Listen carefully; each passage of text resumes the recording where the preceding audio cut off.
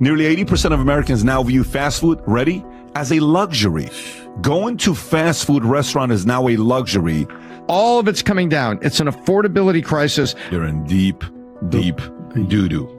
Mortgage rates are doomed to stay above 7% for the foreseeable future. Federal Reserve unlikely to raise rates before September. Housing market analysts expect mortgage rates to remain above 7% for the most of 2024. Fannie Mae predicts the 30-year mortgage rate to reach 7.1 the upcoming quarter, significantly higher than the previous 6.4, while Freddie Mac's baseline scenario includes one rate cut towards the end of the year. Wow, Freddie Mac is now only thinking one, but maintains elevated mortgage rates throughout. Rising inflation caution Fed policies have led to revised forecasts for borrowing costs. Freddie Mac's chief economist, Doug Duncan, noted, we see rates remaining closer to 7% through the end of the year. The market has reacted to discouraging consumer price index reports, complicating the outlook for potential buyers and sellers. High mortgage rates have disincentivized homeowners from selling, as many are locked in rates below 4%. And this is connected to this morning, Cash Kari, my favorite guy with the Fed, actually, because I think he's pretty balanced, but he's been out there talking. He was on CNBC this morning. He's out of the Fed Bank in Minneapolis.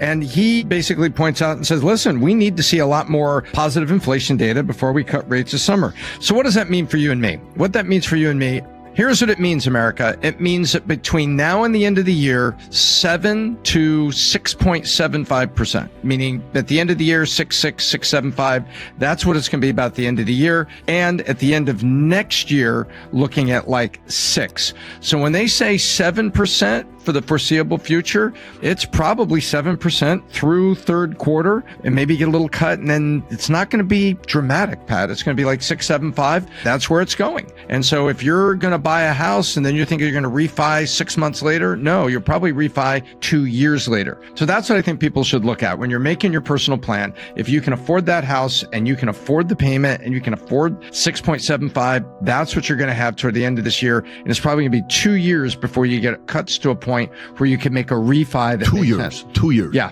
So you're taking 2026. Correct. Because the end of next year, they're only looking at 6% mortgages. And this is all the people that are out there. Say Trump gets elected. What do you think is the likelihood of him firing Powell and replacing him?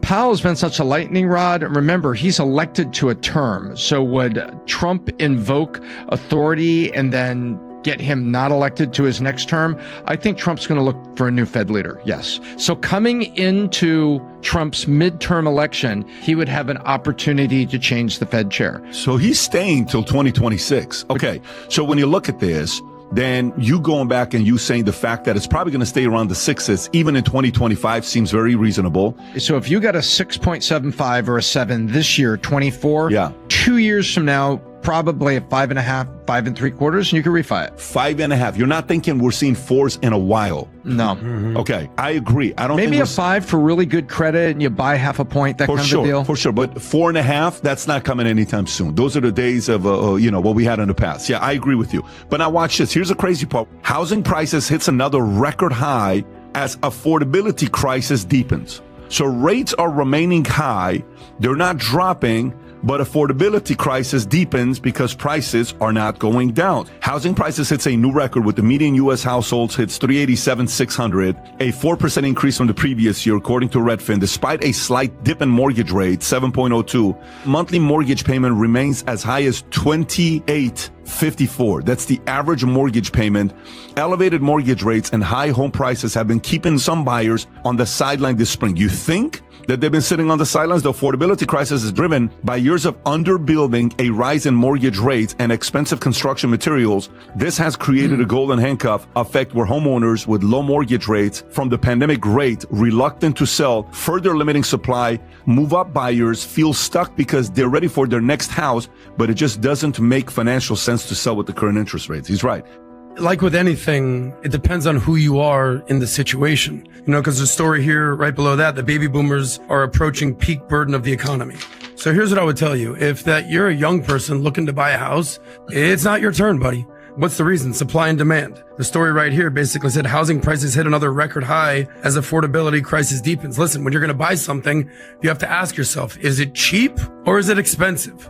And that's how you can kind of weigh your options. It is incredibly expensive to buy a house right now. I know a lot of people, we've been sort of given the propaganda of like, if you're renting, you're throwing away money. If you're renting, you're throwing away money. But it all depends on where you're at in life. If you're young and you're just starting out your career and maybe you have the opportunity to live with a buddy, live with a roommate, live with a girlfriend, whatever it is, renting is fine, and just pump all your money into the market. Now, if you're a baby boomer, typically baby boomers, when they approach 65, when I started in the financial world, I heard a stat about baby boomers that starting in 2010, I believe, for the next 20 years, 10,000 baby boomers will turn 65 every single day. Boom, boom, boom, boom. Every single day. Birthday, blowing out 65 candles. So here's the deal. Usually, typically, as they retire, they downsize. Their kids are out of the house. They're like, all right, forget it. We're moving to Florida. The reality is at this point, since COVID and since these interest rates, they're not going anywhere. They're like, why would I sell my house that has a 2% mortgage, 3% mortgage, 4% interest rate to go spend 7% on a mortgage? It doesn't make any sense. So they're staying put. So supply and demand is limited. So if you're the Vinny of the world or a younger person in the world, you're like, I'm looking for a house. Too bad. Now, what I would tell the mortgage brokers out there and the realtors out of the world, here's a little advice to you guys. Here are 3 words that made me a lot of money. When you're calling on people and you're calling on potential clients, here are 3 words you could use to pique someone's interest. Things have changed. Because when things change, people feel motivated to do something. Right now, what's happening in the economy with the mortgage rates and everything that's going on, it's status quo.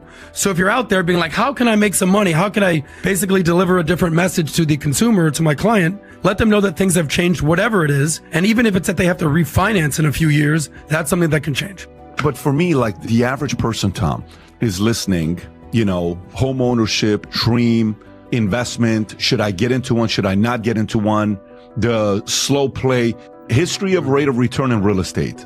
I think that the stock market is double whatever real estate is. Okay, but so I think real estate is around 5%, and I think the stock market is around 10%. Watch this. In the 30s, real estate dropped 1.2, stock down, so that's obviously Great Depression, 0.9, that decade. Yep. Cash 1, bonds 4, gold 5.3, inflation minus 2%. So it's the opposite. 40s, stock 8.5, real estate 8.1, so they're about the same. Inflation 5.4. 50s, stock 19.5%. Vinny, this is good for you to see. Real estate 3, inflation 2.2. The difference between real estate and stock, look at that. 16.5% above real estate. Gold's only 1%. 60s, 7.7, real estate 2.2. So 5.5 above, inflation 2.5. 70 stocks, 5.9, real estate beats. And that's because of boomers are becoming in their mid-20s, 1946. Yeah, that's cause of boomers are buying houses now. So 8.7, 5.9%. Look at gold. That's when Nixon, we went off the gold standard, so 29%. Inflation 7.4. 80 stock market, 17.3. Real estate 5.9. So the difference is what? 12%. Inflation 5.1. 90s 18% to 2.7 in real estate. Yep. 2.9.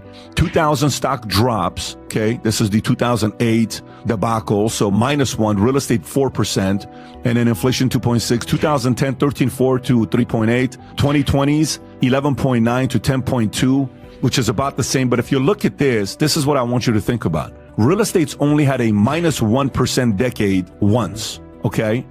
Stocks has had it twice, but look what it is. It's not anything crazy. It's 0.9 and it's 1%. So you're not losing money in the stock market over a decade. But look how many double-digit real estate has versus the stock market. Stock market has 1, 2, 3, 4, 5 double-digit. Real estate only has 1. So why am I showing you this? Reason why I'm showing you this, Tom, right before we got started with the podcast, you said with the reports being said that the S&P is about to get to what? Yeah, UBS came out and said that they're going to put a target forecast at 5,600. They think that the forces on the stock market are good, even though the consumer can feel bad. So while real estate is not showing any kind of optimism on what could happen with it, stock market's about to go to 5,600. So if the stock market's about to hit 5,600, where's S&P at right now? When I say stock market, I mean S&P. Go show up what S&P's at 5,000 right now? 5,300. Okay. So it's going to go up another 300 points. 300 points on 5,000, 5,300 is what? 7%, let's just say 6%, 5.8% is what it is. So if we go to real estate, the difference with real estate, where the real estate investor is going to make the argument, is the following. in order to buy stocks, I'm putting $100,000 of my money in there where I'm competing on, if the market does 10%, I make 10% on what? $100,000, which is what? $10,000. But if I use $100,000 to buy a property, I'm buying how big of a property? A $500,000 house, let's just say, or condo, right? Yeah. So 100,000, I'm pretty much margin, not necessarily, but I'm using debt. So my 100,000 on a $500,000 house, now I'm paying a loan on $400,000. Let's just say I'm paying $3,500 a month, $3,000, $3,500 a month, whatever the number is, right? So watch this. If that $500,000 property in 2 years goes to 550, okay, now I got what? 50,000. So 50,000 on the original 100,000 is what? 50%. But that 50,000, when you choose to sell, you're going to have to pay what? 4% commissions, give or take, on $600,000. So $600,000, 4% commission is what? $24,000. So your 50,000, 24 is gone for what? Fees. Yep. You net 26 over 2 years. So it's really 13% per year, not even considering the upkeep that you have, right? Of course. So that's the argument real estate's going to make versus the stock market. But at the same time, the problem with some people that are making that are just waiting for real estate, they're not getting involved in what's going on with the market today. They're missing out on NVIDIA. They're missing out on a bunch of AI stocks. They're missing out on not being a small cap, mid cap. The other day, I'm at the Goldman Sachs event. Very interesting, Tom. Very interesting.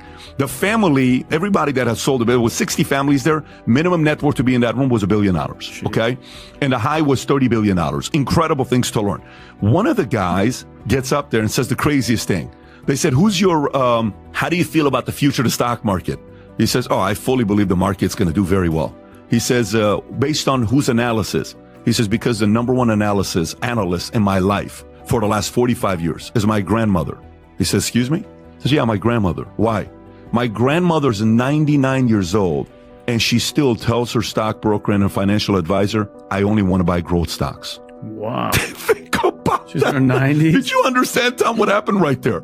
She's 99 years old. How many more years you got left to live? 1, 2, 3, 4, any day? She should be in right? bonds. Could be gone right now, Should for all be we in know. bonds Yeah. and cash. That's crazy. She's saying, put me in stocks, buddy, because I believe in America. Yeah. Wow. So that is the part that I think sometimes, this is the part where diversification makes sense, to have a little bit of stocks, a little bit of gold. If you're comfortable, a little bit of crypto, a little bit of real estate. That's the part some people are missing out on. But this chart shows it all. Go ahead, Adam. Nah, here's your metaphor. People speak, but numbers yell. Say it. Words talk, numbers scream. There it is.